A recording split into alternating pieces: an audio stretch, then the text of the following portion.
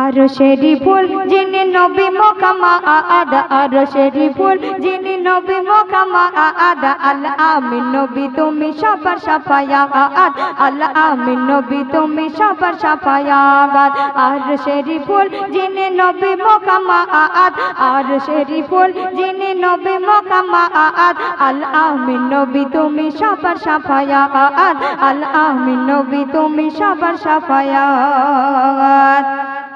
তোমার জন্য খোলা ধন্য আকসা বাইতুল মুকাররম আকসা বাইতুল মুকাররম দুনিয়াতে ঈসা নবী পাবে আবার সুবহান পাবে আবার সুবহান তোমার জন্য খোলা ধন্য আকসা বাইতুল মুকাররম আকসা বাইতুল মুকাররম দুনিয়াতে ঈসা নবী পাবে আবার সুবহান পাবে আবার সুবহান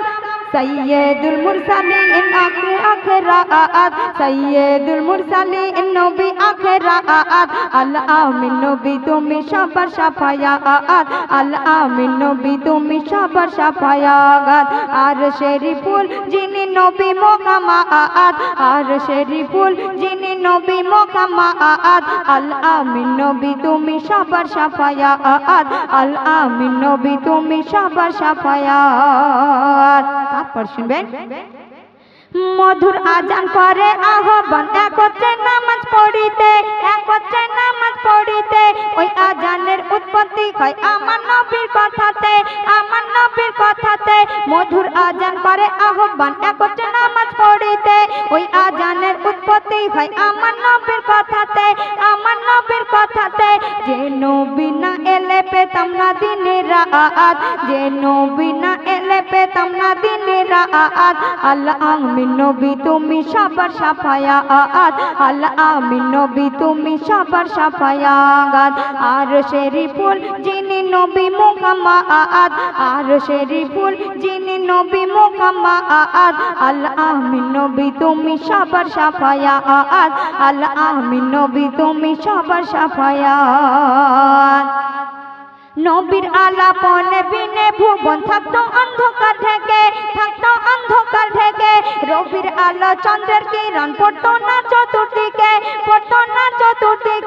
নবীর আলাপনে বিনে ভুবন থাকতো অন্ধকার ঢেকে রবির আলো চন্দ্রের কিরণ পড়তো না চতুর্দিকে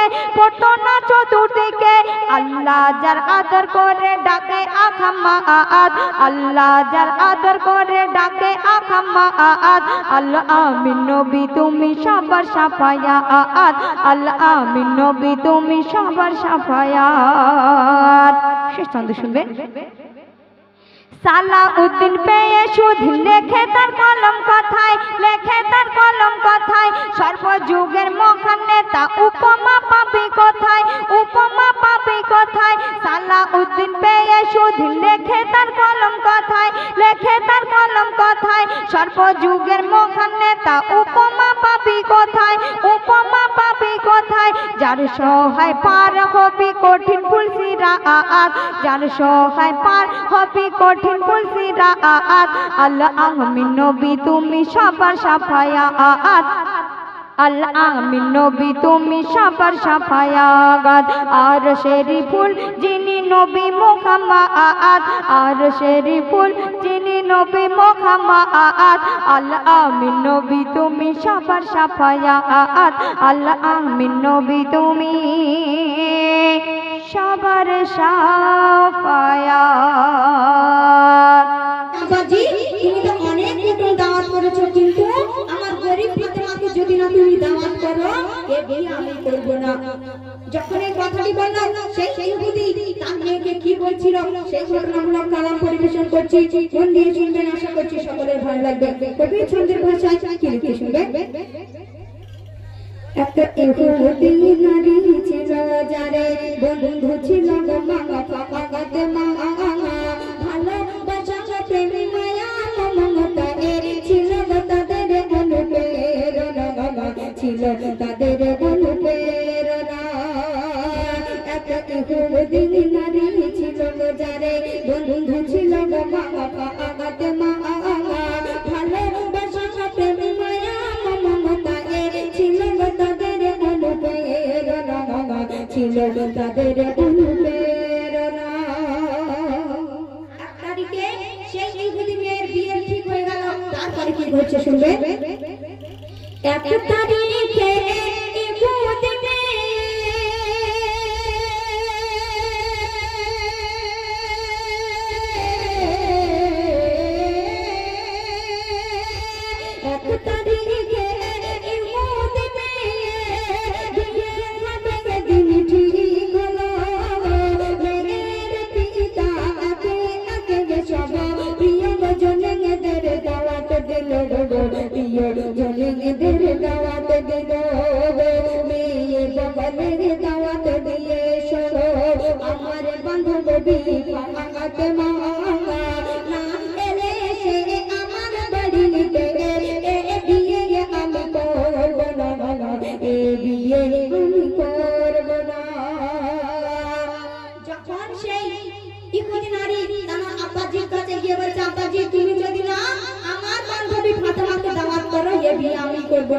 তারপরে কি ঘটছে শুনবে। আসবে বড় বড় রাজা বাদশা,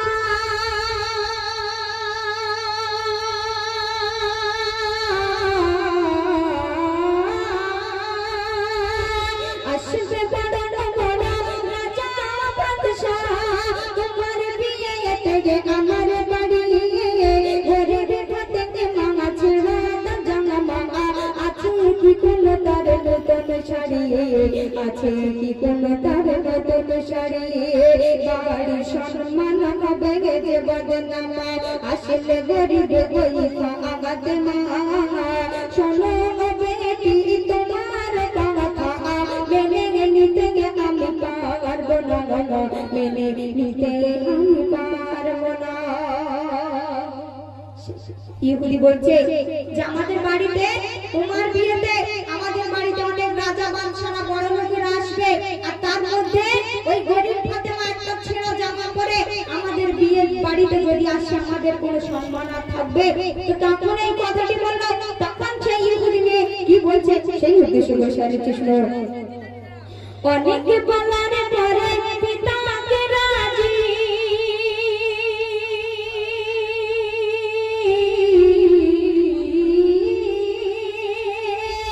অনেকে বলার পরে পিতাকে রাজি করে নিল ইহুদি মেয়ে, পিতা বলে বেশ তবে জন্ম সে আসে দামি পোশাক গায়ে দিয়ে, আসে দামি পোশাক গায়ে দিয়ে, গরিব বলে আজ মামা ফাতেমা হয় গো কত গইলা আচনা, সকল নারীদের হবে যে সরদারে, তাকে তো তোমরা চিনলে না, তাকে তো তোমরা চিনলে না। ওই ইহুদি বলে বলে একটা ফান্দি আনলো যে গরিব ফাতেমার যদি বলেছি যে নতুন পোশাক পরে দামি পোশাক পরে তবে আমাদের বাড়িতে আসতে পারবে, আর ওই গরিব ফাতেমাদের কোনো অবকাশ নেই যে একটা নতুন পোশাক পরে আমাদের বাড়ি আসবে। এই বলে যখন ইহুদি মেয়ের কাছে বলছে আচ্ছা বেশ তোমার কথা আমি মেনে নিলাম, যদি ওই গরিব ফাতেমার নতুন পোশাক পরে তোমার বিয়েতে আসতে পারে তাহলে তুমি তার বিয়ে দাওয়াত করে এসো। যে এই কথা বললো ওই ইহুদি মেয়ে মা ফাতেমার কাছে গিয়ে বলছে যে বোন তুমি তো সবসময় বলো এই দুনিয়ার বুকে যদি তুমি কাউকে ভালোবেসে থাকো কারোর সঙ্গে যদি প্রেম করো সে হলে একমাত্র তোমার আল্লাহ, তোমার আল্লাহ নাকি তোমার সব কথা শুনে, তাহলে তুমি তোমার আল্লাহকে বলো না একটা নতুন জামা দিয়ে দিতে, নতুন পোশাক দিয়ে দিতে, সেই পোশাক পরে আমার বিয়েতে আসবে। তখন মা ফাতেমা দুটো হাত তুলে আল্লাহ পাকের কাছে ফরিয়াদ করলো, আল্লাহ পাক আমার বান্ধবীর বিয়েতে আমি যাবো, আমার নতুন পোশাক কেমন করে আমি পাবো। দোয়া না শেষ করতে করতে আল্লাহ রাসূল দরজানের বাদশা একটা নতুন পোশাক নিয়ে মা ফাতেমার বাড়ি আসলো। তারপরে কি ঘটছে শুনবেন। খোদার মহিমা কেউ তো বোঝে না,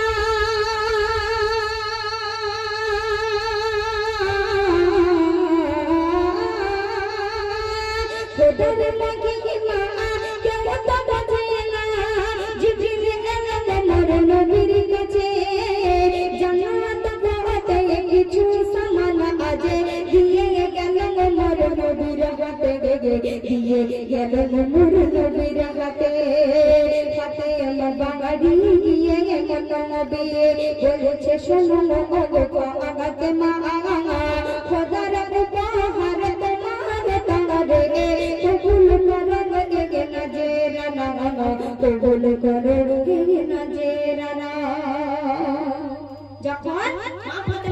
সেই ড্রেসটা দিয়ে গেল আর মা ফাতেমা সেই ড্রেসটা পরে যখন ইহুদি নারীর বাড়িতে যাচ্ছে অনেক দূর পর্যন্ত মিষ্টি আতরের মতো গন্ধ বার হয়ে পুরো ভরপুর হয়ে গেল আর ওই সমস্ত নারীরা ইহুদি যত নারী ছিল সমস্ত নারীরা তখন মা ফাতেমার কাছে এসে বসে বলছে বাবু তুমি এই ড্রেস কোথা থেকে কিনেছো কেমন করে কিনেছো কোথায় পেয়েছো আর এই দোকানটা কোথায় রয়েছে আর এই পোশাকের কত দাম হতে পারে মা ফাতেমা এত বুদ্ধিমতী ছিলেন তিনি ওই ইহুদি নারীদের সকলকে ডেকে নিয়ে বলছে এই দোকানের মালিক হলো আমার আল্লাহ আর প্রত্যেকটা বাড়ি বাড়ি ডেলিভারি দিয়ে যায় আমার জিবরিল আমিন এসে দিয়ে যায় আর এই দোকানে যেতে গেলে একটা পথ আছে তো সমস্ত ইহুদি নারীরা বলল বুঝান কোন পথ আছে তখন যখন এই পথটার কথা বলে দিল সমস্ত ইহুদি নারীরা ওই দেশের জন্য পাগল হয়ে গিয়ে মা ফাতেমার হাতে হাত রেখে কলেমা পড়ে নিল শেষ কথায় কবি লিখে শুনুন যখন ফাতেমা আসলো সে বাড়ি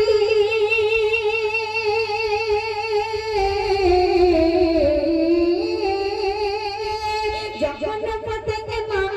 আসলো সে বাড়ি চোখে ওঠে যত রাজা বাদশা একই আতরের রূপ পোশাক ফাতেমা মারে হারিয়ে গেল সব মুখের ভাষা হারিয়ে গেল সব মুখের ভাষা সুভাষে ভরপুর দূর বহু দূরে নিষ্ঠের গন্ধে দিওয়ানা কোথায় রাজা কোথায় বাদশাহ করে ফাতেমাকে পেখানা করে ফাতেমাকে পেখানা মা ফাতেমা সেই দোকানের কোথায় ঠিকানা দিলেন শেষ কথা বলছি দোকানের মালিক আল্লাহ তাআলা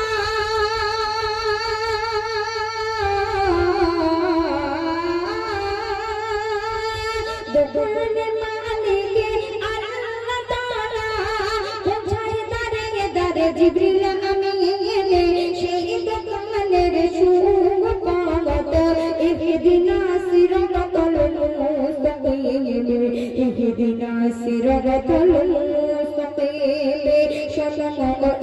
ইমরান ফাতেমা দয়ালে অশ্রু ঝরে চোখে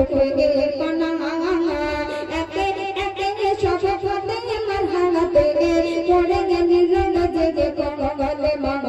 পড়ে নিল যে কমলে মা এক ইহুদি নারী ছিল বাজারে বন্ধু ছিল মা ফাতেমা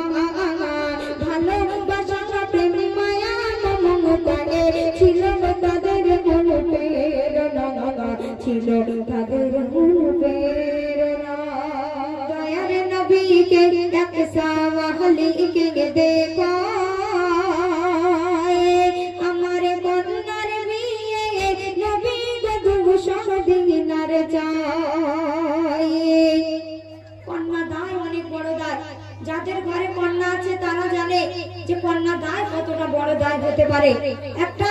দুঃখিনী গরিব লোক সাওয়ালি এসে আল্লাহ রাসূলকে বলছে ইয়া রাসূলুল্লাহ ইয়া হাবিবাল্লাহ আমার মেয়েকে আমি বিয়ে দেব যদি তুমি $200 দাও তবে আমার মেয়ের বিয়ে হবে ইয়া রাসূলুল্লাহ ইয়া হাবিবাল্লাহ আমি জানি না তুমি কোথায় পাবে টাকা কিন্তু আমাকে $200 দিতে হবে এই কথা শুনে আল্লাহ রাসূল কি করছে সেই উদ্দেশ্য করে সাহায্য শুনুন দয়ার নবীকে এক সাওয়ালিকে দেখো আমার কন্যার বিয়ে নবী বধূ সদিনার যায় বিয়ে ভেঙে যাবে যদি না ফেরায় আমি সওয়াল বাড়াই কাল দুঃখী অসহায় দয়ার নবীকে এক সাওয়ালিকে দেখো আমার কন্যার বিয়ে নবী বধূ সদিনার যায় যখন এই গরিব দুঃখী আল্লাহ রাসূলকে বলে আসলো আমার মেয়ের বিয়েতে যদি না তুমি $200 দাও আমার মেয়ের বিয়ে হবে না আমার মেয়ের বিয়ে ভেঙে যাবে আমার $200 চাই তখন আল্লাহ রাসূল অঝর নয়নে কাঁদছে আর হযরত আলী গিয়ে বলছে ইয়া রাসূলুল্লাহ ইয়া হাবিবাল্লাহ তুমি এত কাঁদছো কেন তোমার কান্না বন্ধ করো তখন বিশ্বনবী দোজানের বাদশা বলছে হযরত আলীকে বলছে আমার আমার কান্না থামাতে হলে আমার $200 দিতে হবে, তবে আমার কান্না বন্ধ হবে। তো হযরত আলী এই কথা শুনে কি করছে সেই উদ্দেশ্য করে সে লিখছে, শুনুন। নবীজি ডেকে হযরত আলীকে কেঁদে ফেলে দেয়, আমি নবীর কান্না থামাতে হলে 200 দিনার চাই। তখন আলী ছুটে এক সওদাগরকে বলে 200 দিনার দাও, আর বিনিময়ে কি কাজ আছে আমার করিয়ে নাও। হযরত আলী যখন বিশ্বনবীর এই কথাটি শুনলেন, তিনি দৌড়াতে দৌড়াতে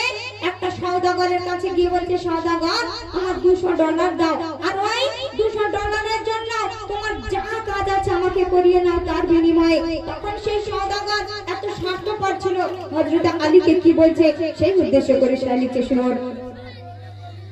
তখন সওদাগর বলে, তোমার 2 ছেলে আমি দিনার দেব, জমা রেখে গেলে। সওদাগর একদিন কম সময় বেঁধে দেয়, বলে ওই দিন সূর্য ডোবার আগে দিনার যদি না ফেরত পাই, আমার কেনা গোলাম হয়ে যাবে এরা 2 ভাই। এই শর্ত মেনে আমি দিনার নিয়ে যাই। দয়ার নবীকে এক সাওয়া আলীকে দেখায়, আমার কন্যার বিয়ে নবী গো 200 দিনার চাই। যখন সেই সওদাগরের কাছে গিয়ে $200 চাইলো, সেই সওদাগর বলছে, আমার তোমার কোনো কাজ করতে হবে না, তোমার যে 2 মানিক আছে, তোমার কলিজার ধন আছে, তোমার 2 সন্তানকে আমার কাছে যদি বন্ধক রেখে যাও, আর একদিন সময় বেঁধে দিল, ওই দিন সূর্য ডোবার আগে যদি তুমি টাকা ফেরত দিতে পারো, তাহলে তোমার 2 সন্তানকে আমি ফেরত দিয়ে দেবো। এই শর্ত মেনে হযরত আলী 2 সন্তানের কথা ভাবলো না, আল্লাহ রাসূল দোজাহানের বাদশার চোখের পানিটা বন্ধ করার জন্য $200 নিয়ে গেল, নিয়ে গিয়ে বিশ্বনবী দোজাহানের বাদশার হাতে দিয়ে দিল, তবে বিশ্বনবী কান্না থামালো। তো তারপরে কি ঘটছে সেই উদ্দেশ্য করে সে লিখছে, শুনুন। নামাজে পড়িতে ফাতিমা কাঁদে 2টি হাত তোলে, দেখে চোখের পানি হয়ে মুক্তা মনি হাতের ফাঁকে ঝোলে। ওই মুক্তা বেচে আলীর কাছে $800 দেয়, 600 দিনার রেখে 200 দিনার রেখে 600 দিনার গরিবকে বিলায়। যখন ইমামে হোসেনকে বন্ধক রেখে 200 দিনার নিয়ে গিয়ে বিশ্বনবীর হাতে দিয়ে দিল, এবং 2 স্বামী স্ত্রীতে মা ফাতেমা এবং হযরত আলী দুজনে অঝর নয়নে কাঁদছে, আর আল্লাহ পাকের কাছে ফরিয়াদ করছে যে আল্লাহ পাক, আমি তো আল্লাহ রাসূলের চোখের পানি বন্ধ করার জন্য আমার 2 সন্তানকে আমি বন্ধক রেখে এসেছি, আমাদের কাছে টাকা পয়সা গয়নাগাটি কিছুই নেই যে সেইগুলো বিক্রি করে আমার 2 সন্তানকে বন্ধক থেকে ছাড়িয়ে আনবো। আল্লাহ পাকের কাছে হাত তুলে মা ফাতেমা অঝর নয়নে কাঁদছে আর বলছে, আল্লাহ পাক আমার সন্তানকে কেমন করে ফিরে পাবো, আল্লাহ তুমি পথ দেখাও। এই কথা বলে যখন মা ফাতেমা কাঁদছে, ওই মা ফাতেমার চোখের পানি হাতের উপর টপ টপ করে পড়ে পড়ে হাতের ফাঁক দিয়ে সেই পানিটা পড়ছিল, আল্লাহ পাক সেই পানিটাকে মুক্ত বানিয়ে দিল, এবং সেই মুক্ত নিয়ে হযরত আলী বাজারে বিক্রি করতে গেল, সেই বাজারে বিক্রি করে $800 হয়ে গেল। এবার হযরত আলী বাড়ি ফিরে এসে $200 রেখে দিয়ে $600 সমস্ত গরিব মানুষকে বিলাতে বিলাতে এদিকে সূর্য ডুবে গেল। তারপরে কি ঘটছে সেই উদ্দেশ্যে বসে লিখল,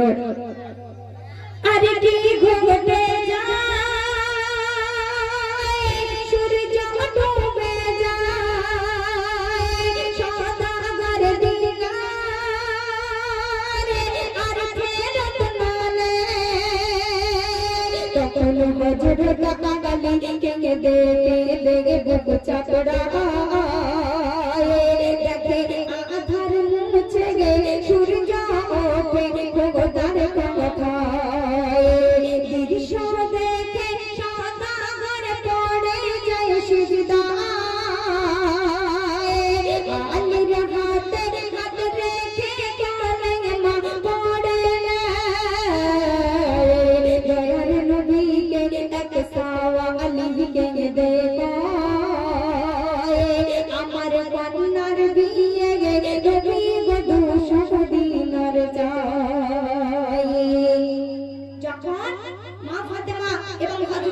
গরিবদেরকে যখন ওই $600 বিলাতে বিলাতে সূর্য ডুবে গেল, তারপরে নিজের সন্তানদের কথা মনে পড়লো। 200 দিনার নিয়ে যখন সওদাগরের কাছে গিয়ে যখন দিচ্ছে, ওই সওদাগর বলছে তোমাকে আমি একটা সময় এবং একটা দিন বেঁধে দিয়েছিলাম যে সূর্য যদি ডুবে যায়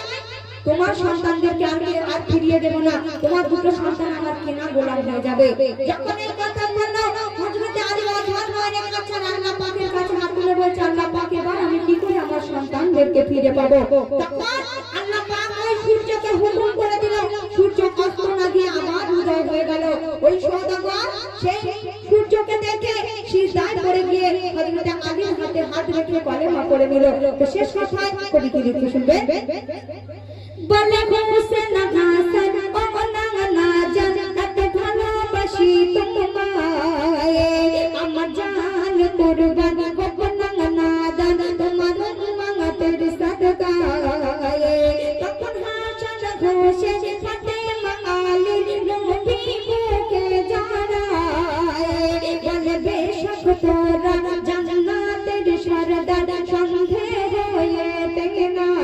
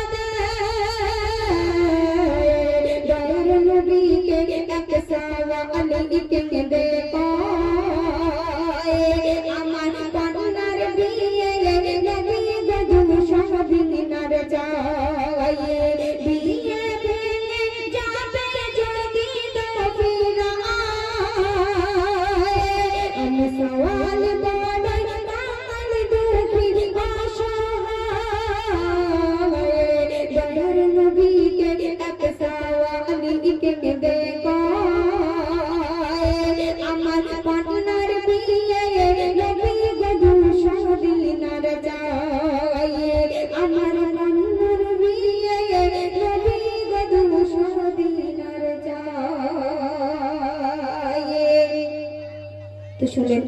একটি